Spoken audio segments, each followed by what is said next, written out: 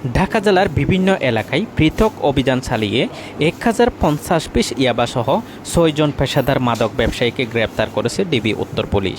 মঙ্গলবার 12 মে 2026 ঢাকা জেলা police super Shamima Parvin এর নির্দেশনায় ডিবি উত্তর এর অফিসার ইনচার্জ সাইদুল ইসলামের নেতৃত্বে সাভার ও আশুলিয়ার বিভিন্ন এলাকায় এই অভিযান পরিচালনা করা হয়।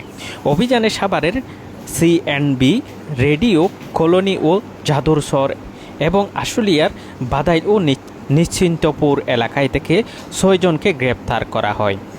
তাদের কাছ থেকে মোট 1050 পিস ইয়াবা ট্যাবলেট উদ্ধার করা হয়েছে, যার আনুমানিক মূল্য 3,15,000 টাকা। পুলিশ জানায়, গ্রেপ্তারকৃতদের মধ্যে কয়েকজনের বিরুদ্ধে হত্যা ও মাদকসহ একাধিক মামলা রয়েছে। ধৃত আসামিদের বিরুদ্ধে সংশ্লিষ্ট থানায় মাদকদ্রব্য নিয়ন্ত্রণ আইনে মামলা দায়ের করে আদালতে পাঠানো হয়েছে।